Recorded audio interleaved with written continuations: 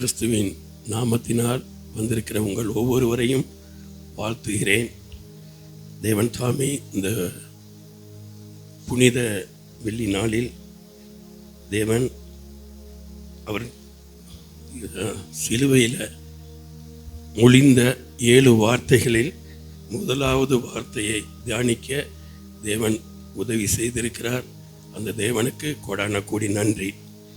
அந்த வார்த்தையின் மூலம் நீங்கள் எல்லாரும் ஆசீர்வதிக்கப்படணும். அதுதான் முக்கியமான குறிக்கோள், வேண்டுதல். கட்டாயம் தேவன் இந்த வார்த்தையின் மூலம் உங்களை ஆசீர்வதிப்பார். நான் விசுவாசிக்கிறேன், கட்டாயம் உங்களுக்கு இது ஒரு ஆசீர்வாதமாக அமையும் என்று விசுவாசிக்கிறேன்.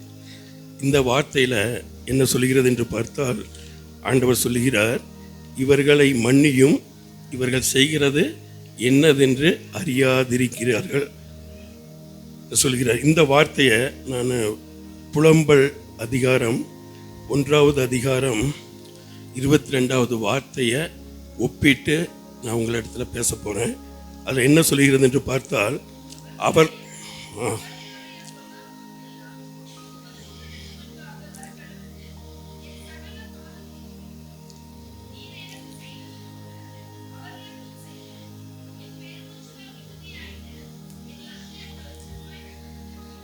ஆமீன்.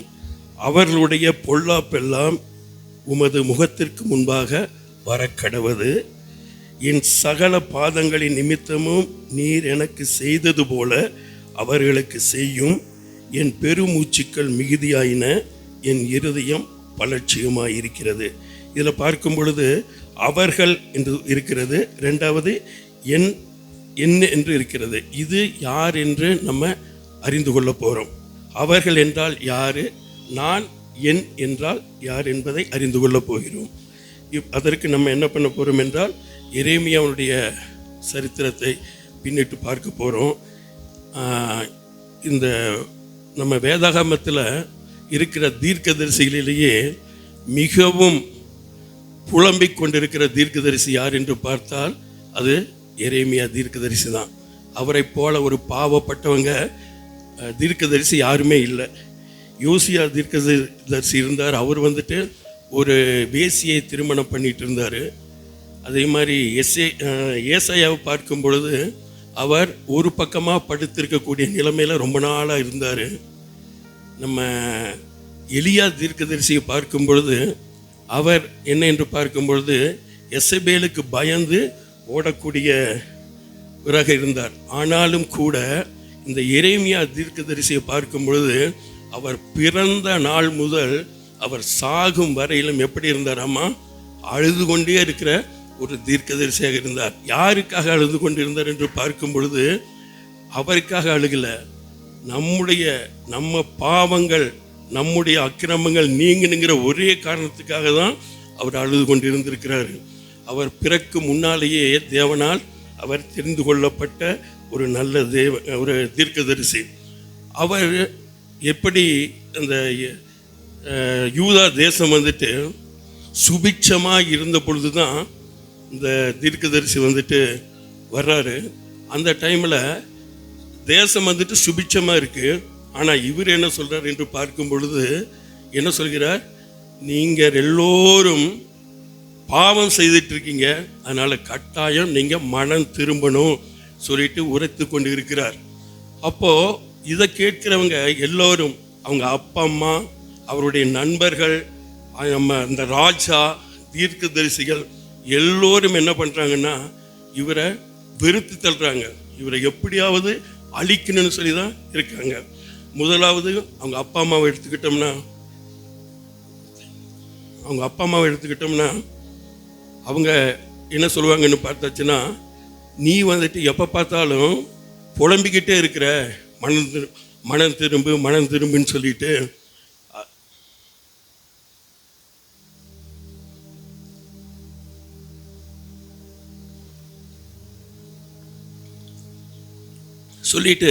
அப்படியே இருந்தாச்சுன்னா நீ எங்கள் வீட்டில் இருக்கக்கூடாதுன்னு சொல்லி வீட்டை விட்டு துரத்திடுவாங்க. அவர் உங்கள் ஃப்ரெண்ட்ஸுக்கிட்ட போவார்.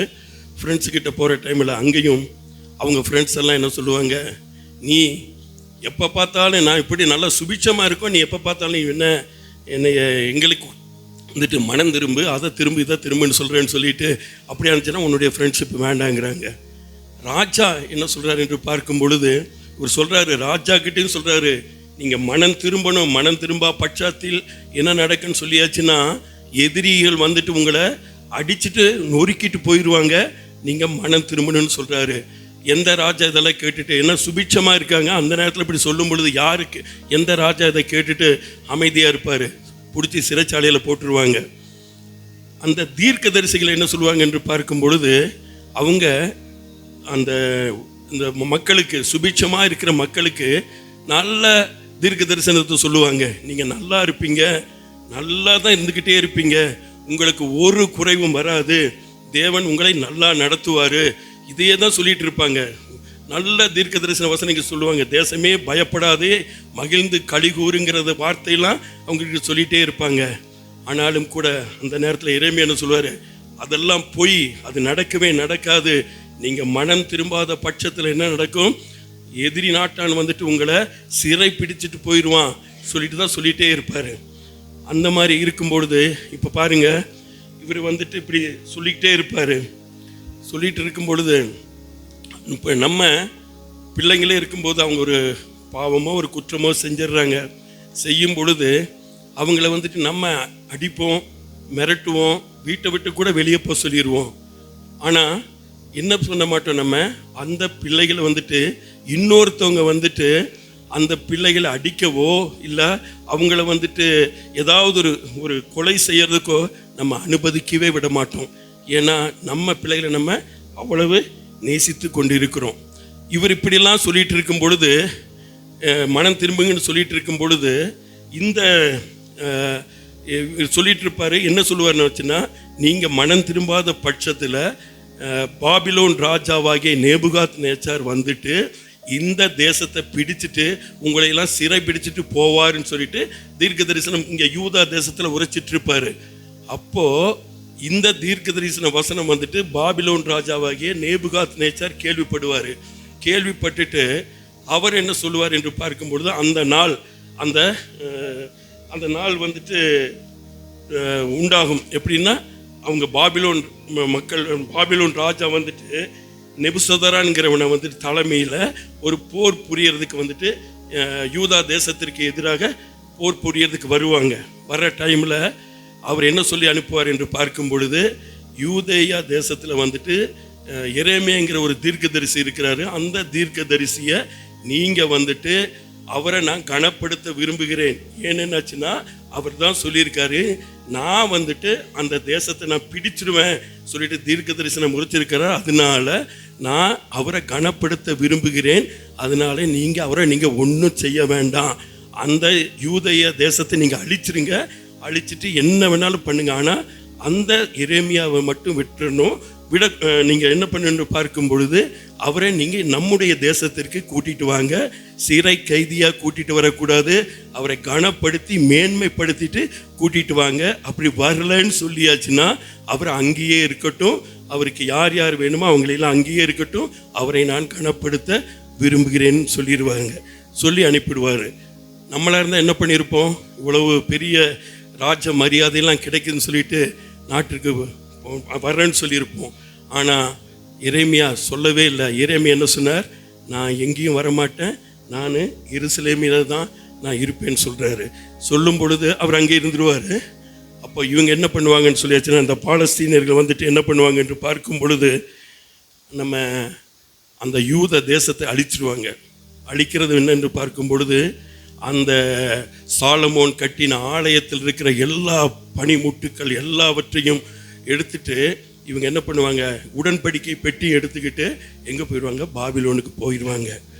இது வந்துட்டு இது நடந்து முடிக்கிறப்போ எரேமியா அங்கே நிற்பார். அவர் மட்டும் தனியாக நின்று கொண்டு, இப்போ நம்ம இந்த அணுகுண்டு பாம்பெல்லாம் ஒரு இடத்துல போட்டாச்சுன்னா அந்த இடம் எப்படி இருக்கும், அந்த இடமே அழிஞ்சு போயிடும், அந்த தேசமே அழிஞ்சிட்டு காணப்படும். அதே போய் ஒரு தோற்றத்தை பார்க்குறாரு. பார்க்கும் பொழுது தான் தெரியுது அவருடைய இந்த இதெல்லாமே வந்துட்டு அப்பொழுது தான் அவர் வந்துட்டு உரைக்கிறார். என்னென்று உரைக்கும் பொழுது, அவருடைய பொல்லாப்பெல்லாம் உமது முகத்திற்கு முன்பாக வர கடவுது. யாருடைய பொல்லாப்பு? இந்த பாபிலோனர்களுடைய பொல்லாப்பு ஆண்டவரை நோக்கி இவர் விண்ணப்பம் பண்ணுறார். எப்படின்னா, இவங்க வந்துட்டு இந்த மாதிரி அழிச்சிட்டு போயிட்டாங்க, ஆண்டவரே நீர் பாரும், அவங்களுடைய பொல்லாப்பெல்லாம் உமது முகத்திற்கு முன்பாக வரக்கிடவுது. இந்த இடத்துல அவர்கள் என்பது யார் என்று பார்க்கும் பொழுது அந்த பாபிலோனியர்களை கூறப்பட்டிருக்கிறது. இரண்டாவது சொல்கிறார், அப்புறம் என் சகல பாதங்களின் நிமித்தம் நீர் எனக்கு செய்தது போல அவர்களுக்கு செய்யும். எரேமியா வந்துட்டு எந்த பாதகமும் செய்ய கிடையாது, எந்த பாவமும் செய்ய கிடையாது. யார் இந்த பாதகம்லாம் செஞ்சாங்கன்னு பார்க்கும்போது அந்த யூத ஜனங்கள் தான் இந்த பாவமெல்லாம் செஞ்சாங்க. அவங்க தான் இந்த பாவத்தைலாம் செஞ்சாங்க. அவர் தான் சொல்லிட்டு இருந்தார், நீங்கள்லாம் மனம் திரும்பாத பட்சத்தில் உங்களை வந்துட்டு எதிரி நாட்டான் வந்துட்டு அடித்து கொண்டு போயிடுவான் சொன்னது யார்? எரேமியா சொல்லிட்டு இருந்தார். எரேமியா ஒரு பாவமும் செய்யலை. அதனால் அவர் சொல்கிறாரு, என்னுடைய சகல பாதங்களின் நிமித்தம் நீர் எனக்கு செய்தது போல அவர்களுக்கு செய்யும். என் பெருமூச்சுக்கள் மிகுதியாயின, என் இருதயம் பலட்சியமாயிருக்கிறது சொல்லிட்டு சொல்கிறாரு. எனவே இந்த பாபிலோனர்கள் எவ்வாறு வந்துட்டு தேசத்தை அழிக்கும் பொழுது எரேமியா உள்ளம் எப்படி பாடுபட்டது, எப்படி அவர் சஞ்சலப்பட்டு தவிச்சிட்டு இருந்தாரோ, அதே போலதான் நம்முடைய ஆண்டவர் இந்த லூக்கா எழுதின சுவிசேஷம் 23வது அதிகாரத்தில் 34வது வசனம், அப்பொழுது இயேசு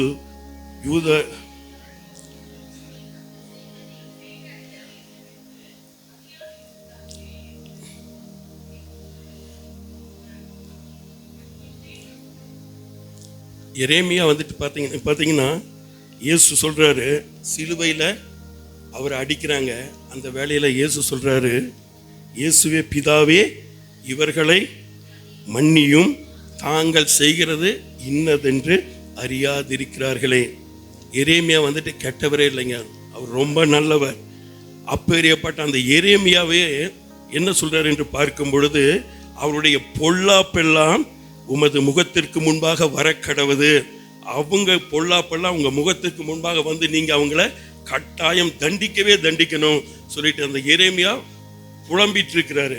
ஆனால் ஆண்டவர் என்ன செய்கிறார் என்று பார்க்கும் பொழுது பாருங்க, எரேமியா எல்லாமே சொல்லிட்டு புலம்பிட்டு சத்தம் போட்டுட்டு இருக்காரு. ஆண்டவர் வந்துட்டு அவருடைய இந்த காயம், அந்த ஈரமெல்லாம் கொஞ்சம் கூட இதாகல, அப்படி துடித்துட்டு இருக்கிற நேரத்தில் தான் அவரை இது பண்ணிட்டு இருக்காங்க. அப்போ தான் அவங்கள தூக்கி மேலே வச்சிட்டு இருக்காங்க. அப்போ தேவன் பார்க்குறாரு, எப்படி அந்த இவங்க அந்த நம்ம இவங்க இந்த பாபிலோனர்கள்லாம் எப்படிப்பட்டவங்க என்று பார்த்தோம்னா, அவங்க வந்துட்டு எப்படி என்றால் தேவனை அறியாத ஜனங்கள். அவங்க துரோகிகள், பயங்கரமான பாவத்தில் இருக்கிறவங்க, அப்பேறியப்பட்டவங்க. அதே போல ஜனங்களை தேவன் இந்த சிலுவையில் தூக்கி வைக்கும்போது பார்க்கிறாரு. யாரெல்லாம் தேவனை வந்துட்டு அடிக்கிறாங்கங்கிறத பார்க்குறாரு. எப்படி என்று பார்க்கும் பொழுது நம்மளுடைய அந்த யூத ஜனங்கள் அவங்க தான் சொல்கிறாங்க, இவரை சிலுவையில் நீங்கள் அறையுங்கன்னு சொன்னது யார்? நம்ம யூத ஜனங்கள். அவங்க தான் சொல்கிறாங்க, இவரை சிலுவையில் நீங்கள் அறையணும்னு சொல்லிட்டு. யார் அரைஞ்சாங்க என்று பார்க்கும் பொழுது ரோமர்கள் தான் அரைஞ்சாங்க. யாரை? ஆண்டவரை. அப்போது ஆண்டவர் பார்க்குறாரு, இவங்க இந்த மக்களை எல்லாம் பார்க்குறாரு. பார்க்கும் பொழுது அவர் சொல்கிறார், அப்போ தான் சொல்கிறாரு, பிதாவே இவர்களை மன்னியும், என்னதென்று அறியாது இருக்கிறார்கள் என்று. பிதாவே இவர்களை நீங்கள் தண்டிச்சிடாதீங்க சொல்லிட்டு என்ன பண்ணுறாரு? ஆண்டவர்கிட்ட வேண்டுறாரு. இவங்களுக்காக ஆண்டவர்கிட்ட ஜெபம் பண்ணுறாரு. வேற ஒருத்தவங்க மாதிரி அவருடைய அந்த ஈரம் கூட காயத்தில் அந்த ஈரம் ஆறல. அந்த நேரத்தில் இப்போ நம்மளாக இருந்தால் என்ன பண்ணுவோம்? அந்த வழியில் நம்ம ஏதாவது ஒன்று திட்டுவோம், அதை பண்ணியிருப்போம். ஆனால் ஆண்டவர் என்னென்று பார்க்கும் பொழுது, இவர்களை நீங்கள் மன்னிங்கப்பா, தாங்கள் செய்வது இன்னதென்று அறியாதிருக்கிறார்களே என்று இயேசு பிதாவினிடத்தில் வேண்டுதல் செய்கிறார்.